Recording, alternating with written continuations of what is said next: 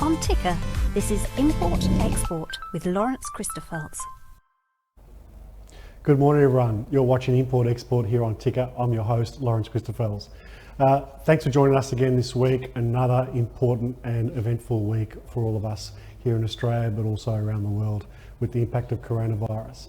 So today's show, we're bringing you a whole range of industry experts to get you updated, keep you updated about all the latest changes and how it impacts international trade, supply chain, and logistics. So I'm going to kick off straight away. He's been on our show earlier, previously, Zoran Kostadinoski from CBFCA, and we're joined now by Zoran to talk about a whole range of updates. Thanks, Zoran, for joining me. How are you? Good morning, Lawrence, and thank you for having me on the show. I'm well, as you can see, working from home today, like every other Australian, doing our bit. Yeah, absolutely, mate. I think it's definitely a whole new world that we're living in with remote working, and it's good to see that you're safe and well, mate. So thanks for joining us. I wanted to kick off, Zoran. Obviously, with the CBFCA, you're at the cold face of all the border control and all these sort of things. What's the latest for yourself from air and sea? What's the current impact on COVID-19 here in Australia? Yeah, look, the latest confusion in industry is about with lockdowns. There's a lot of fear about what is considered essential. Are businesses going to be operational? And what I can share with the listeners is that freight and logistics is considered as an essential service. There's a lot of industry bodies and stakeholders and companies lobbying for that. And as we have seen around the world, even during a lockdown or increased restrictions, essential services, freight supply chains are operating. Yes, they will be impacted. They will be a little bit slower because of all the restrictions. But at this point, we have seen that the supply chain is operating to deliver essential goods and services to the consumers. And what are the type of restrictions that are currently in place? And is there any sort of talk or rumours about what may increase from a restriction point of view? Well, we have seen the travel restriction has had a significant impact on the aviation industry. What we are seeing at the moment, because aviation is critical to moving essential goods, a lot of the airlines are converting some of the passenger aircrafts to move freight. We have seen an increase of air freight charters. A lot of the big companies and also freight forwarders are providing charter services. Capacity is very, very low. However, there are services that are operating, so to moving these critical goods to the consumers. And I'm guessing that increases the lead times as well for these typical overnight domestic transport or even international cargo, with all these reduced number of services and separate charter flights, that the lead times plus the cost is probably seriously impacted as well. Definitely, lead time and cost. While there are services, there's also airline sort of restrictions. Some airports have different restrictions. The International Air Transport Association is pushing globally for governments to provide support to the aviation industry, because they believe that aviation saves lives. So if you can get the medical goods to the market quickly, because there is a significant demand, we need to make sure that all the complex issues that are around different countries, different airports, they are resolved to allow movement of freight quicker. Yeah, just I think on that as well, Zoran, question without notice. I heard that agility's been sort of put into a bit of a support program with the Defence Department to try and help move cargo around, like those emergency services and medicines and so forth.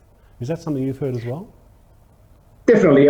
Freight forwarding is a sector that we can't just stay still. A lot of the air freight forwarders are definitely looking at for innovative ways. They're chartering, they're helping other freight forwarders to slot charter, share volumes. So in these difficult times, the freight forwarding industry proves again it's an essential service, and it is important that we unite together and provide whatever services available, not only for a commercial business advantage, but to also help other businesses to be able to consolidate the goods. At the end of the day, it's important to get these goods to the right people in such crisis.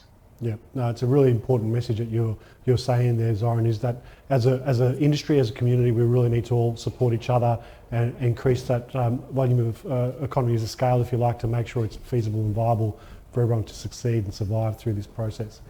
I wanted to ask, Zoran, so things like these, you know, we hear on the news about the border shutdowns. How does that affect in the domestic trade and freight movements around the country with different states shutting their borders? How does that apply to trucks and transport or as you mentioned before, some of the air freight? Yeah, certainly. At the moment, there are state border closures. All of the states, with an exception to New South Wales and Victoria, have closed the borders. However, having said that, a lot of the transport associations are lobbying government, and there is a confirmation that the borders will be open for freight and logistics.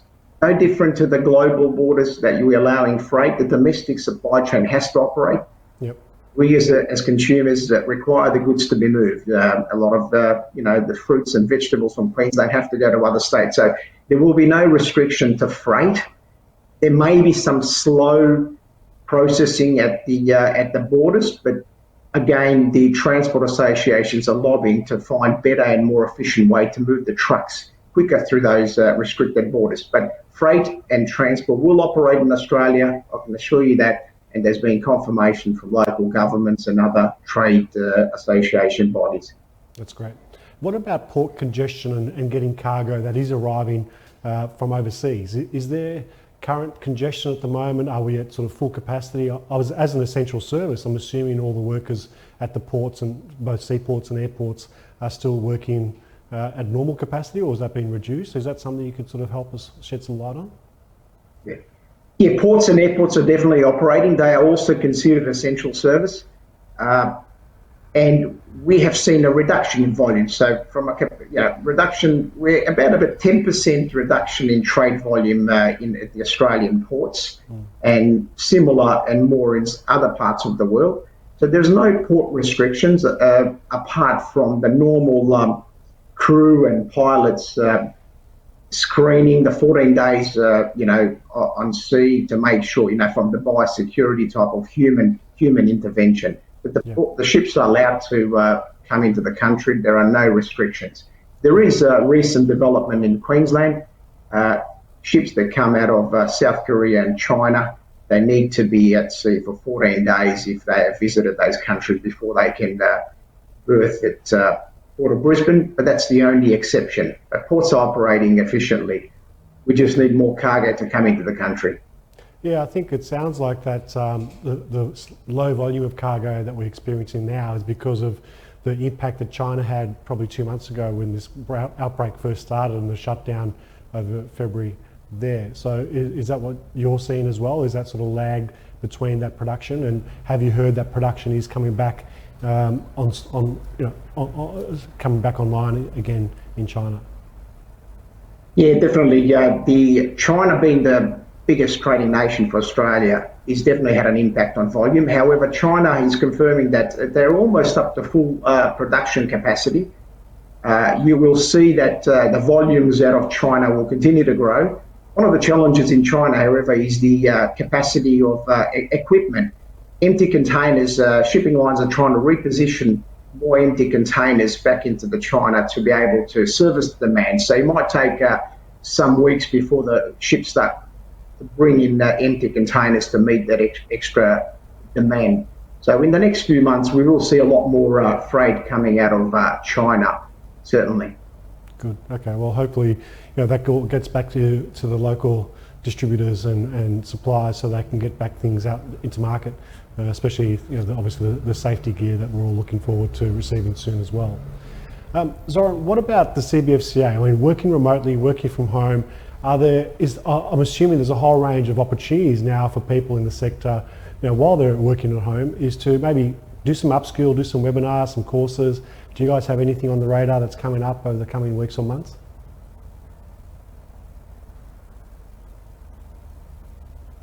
Zoran? We might have a technical glitch there. I think Zoran may have frozen.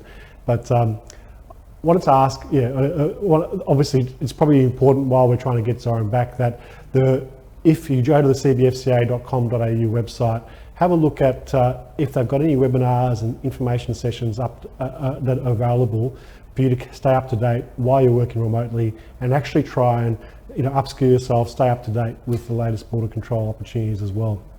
So it's a great opportunity to try and use this time while you are working remotely to upskill yourself and really see what the industry is doing, because typically most of us are stuck in a bit of a mad, crazy day at the office, whereas now if you're working remotely, there are opportunities to actually try and get back in touch with some of the industry associations, look at some webinars, do some online courses and training, and that's a really important part.